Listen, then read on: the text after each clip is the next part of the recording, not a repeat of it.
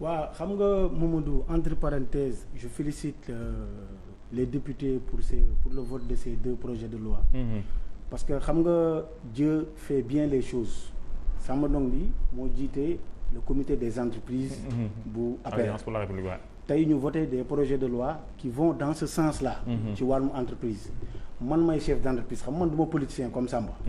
donc projet de loi yi nga xam ne dañ koo voté. daf ñoo arrangé ñun. parce que dama lay wax rek benn ci crédit bail bi. c'est juste une parenthèse. Oui, bien sûr. ñun ñii di bay amuñu doole pour jënd tracteur. donc bu ñu demee avec le nouveau projet de loi là da ngay mën a acquérir tracteur nga mën a bay 2 hectares 3 hectares. te souveraineté alimentaire bi nga xam ne dafa bokk ci vision Sénégal 2050 loolu de projet de loi bi daf cee bokk. donc beneen projet de loi bi mooy affacturage bi. Oui. li ñuy arrangé mooy moi qui vous parle même étant membre de la mouvance présidentielle j'ai des factures impayées. boo xam ne état bi fay mu ko. donc entreprise yu bari ci Sénégal am nañ ay factures non payées. te loolu c'est dans le cadre normal des choses. parce que état nu muy amalee entreprise yi noonu la ko entreprise yi di amalee. ñeneen ak ñeneen di ko amel yeneen état di ko amel. je pense que donc ces deux projets de loi là viennent à l'heure parce que daf ñuy arranger ñun. c'est-à-dire nga mun a am benn facture bu 10 millions bu 20 millions nga dem jaay créance bi. bu nekkee 20 millions ñu joxee la ko 18 wala 19 millions.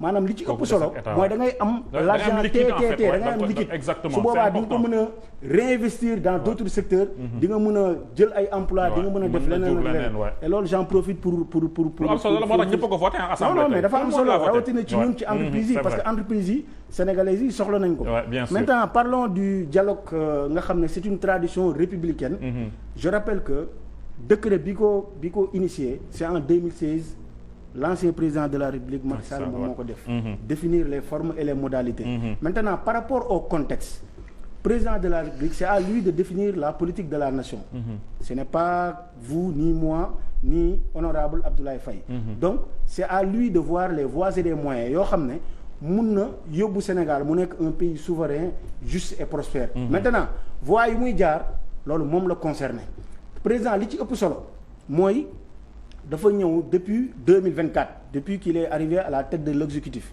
mooy dafa ne réew mi réewu waxtaan la bu ñu waxtaanee ba mënatuñu waxtaan nañu woote waat waxtaan c'est dans cette tradition là ba tey ci loolu la nekk maintenant format bi c'est le président qui le définit parce que dañoo nekk ci contexte ñëpp xam nañ te tabaski c'est-à-dire mooy suñu fête nationale nit ñi ci la ñuy dem bu ñu bayee ba pare ci la ñuy takk soxna ci la ñuy céetal ci la ñuy dem Saalum ci la ñuy dem Ndukumaan xew yu bari ci lay am ziyaar yi ci lay am yu bari ci lay am président conscient de ces difficultés là xam ne nit ñi dañuy dem mu ne day woote waxtaan ñan la woo tey ñu mu tàmbalee mooy les anciens premiers ministres mais il faut voir le profil de ces anciens premiers ministres Hadjibou Soumaré il a plus de 70 ans.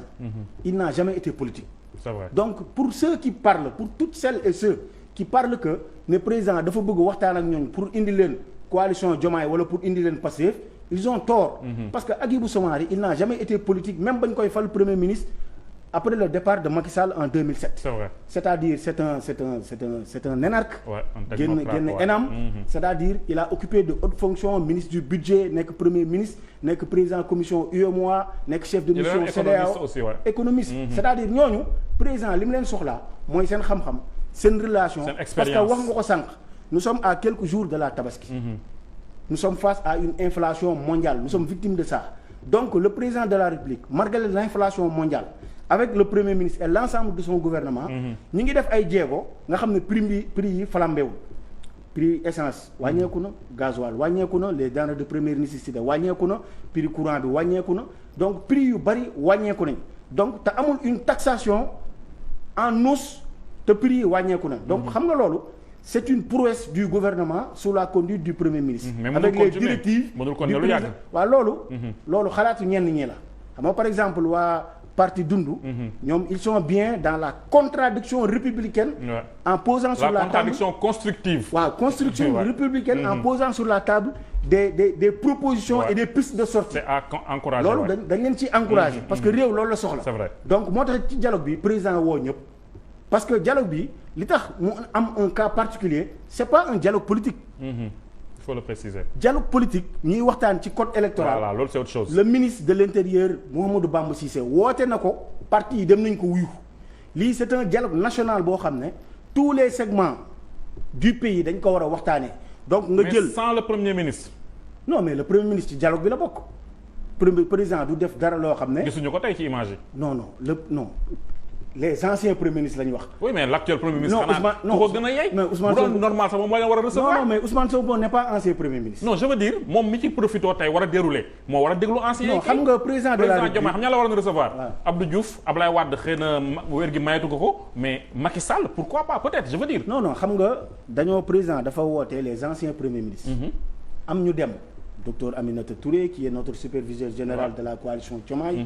nekk cadre aux Nations Unies. bokk ci 24 experts yi nga xam ne ñooy conseiller les États membres en matière de gouvernance et d'administration publique ñu woo Abdoul Mbaye qui est un excellent banquier qui a fait des prouesses au Sénégal en Afrique et dans le monde donc il faut voir le profil des gens que le président a reçu léegi donc ay Amadou Ba nga xam ne ay énarques lañ nekk ministre des finances premier ministre qui est le chef de l'opposition Amadou Ba. Il a caressé Diomaye dans le sens du poil. non c'est pas ça parce que xam nga Amadou Ba c'est un homme d'État.